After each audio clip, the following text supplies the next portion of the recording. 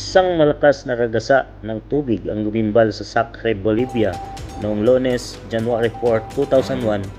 Tinangay ng tubig ang mga market stall, mga bus at mga sasakyan. Naganap ito sa Mercado Campusino. Isang biglang hailstorm umano ang naranasan ng mga residente. Tumagal ang flash flood ng 13 minuto.